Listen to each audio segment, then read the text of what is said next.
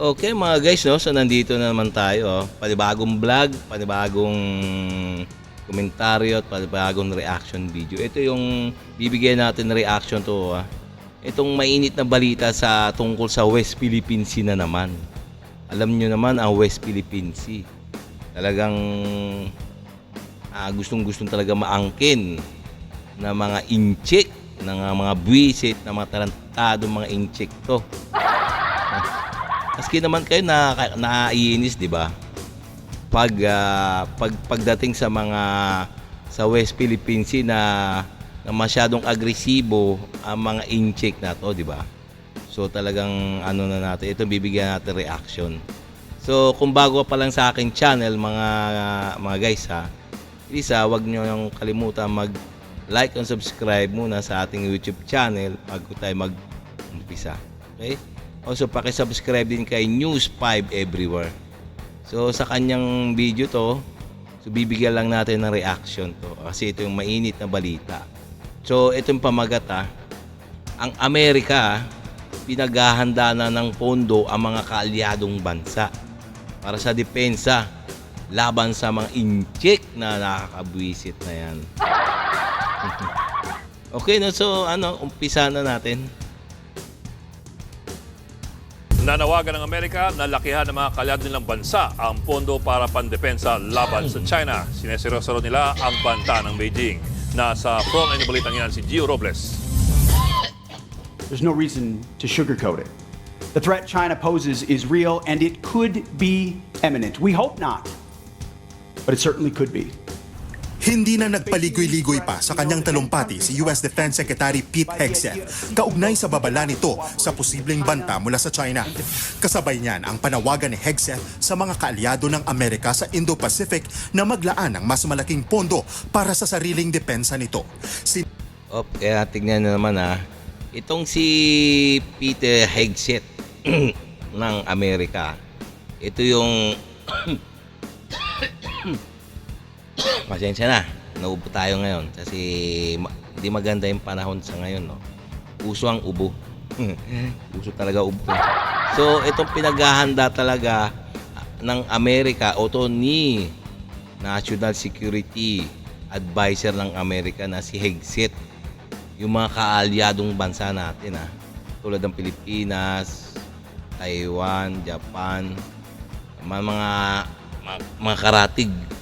mga karatig bansa ng China ay pinaghahanda at dapat daw palakasin ang kanilang mga depensa labang sa mga inchik.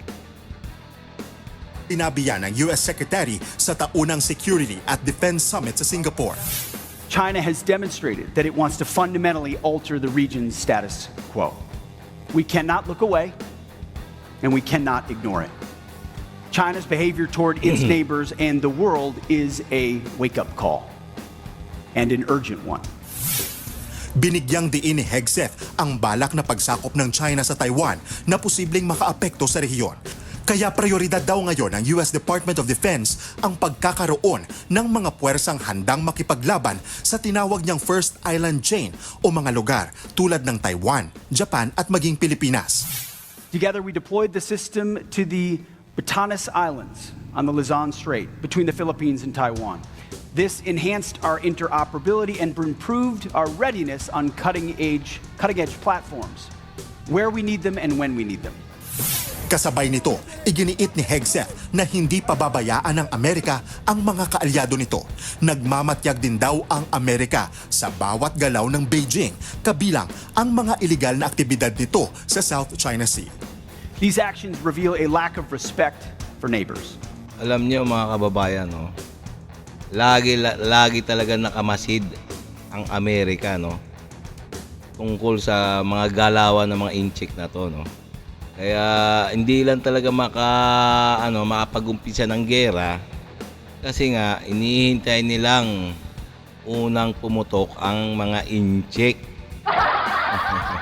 Bago para ba naman para meron silang dahilan na kumprontahin ang mga inchik. So talagang kaya nga habang maaga pa pinaghahanda pinaghahanda ng Secretary of Defense ito na si Hegseth ang mga kaalyadong bansa.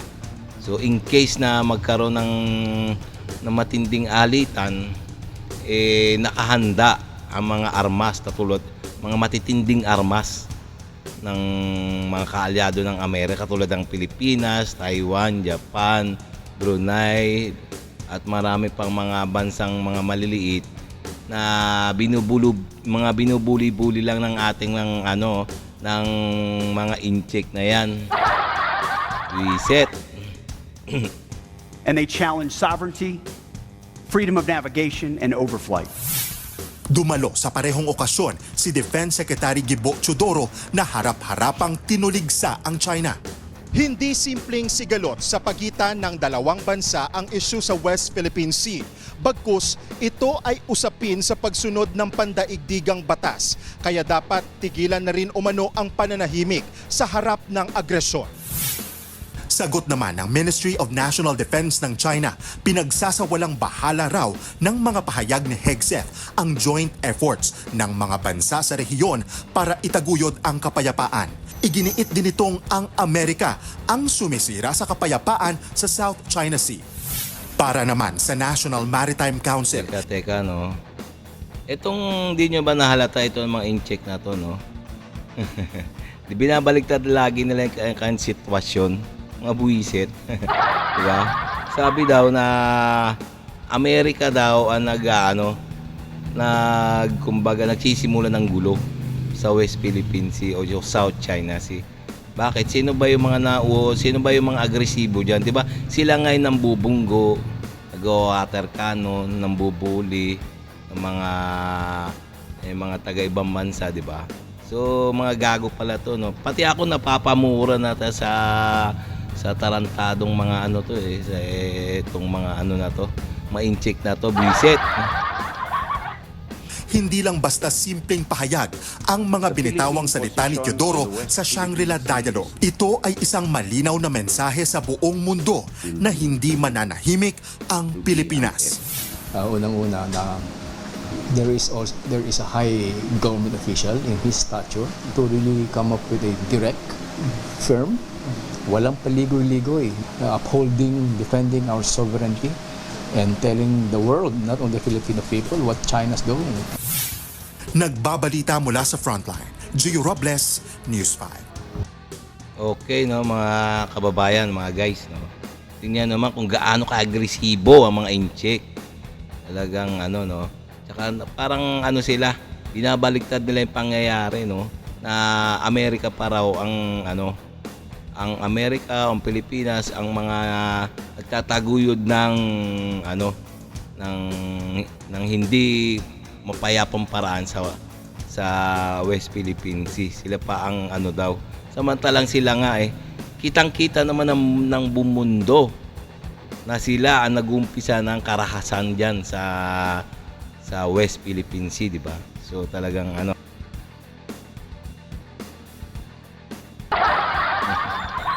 So pwede rin naman kayo mag-comments diyan, mga kababayan, ha. So kung ano man inyong saloobin, pwede rin naman kayo mag-comments. Ngayon, kung bago pa lang sa aking channel, please huwag niyo man kalimutan mag-subscribe sa ating YouTube channel. Nang sa ganun, ma-update pa kayo sa mga video na aking ma-upload. Okay, no? Salamat.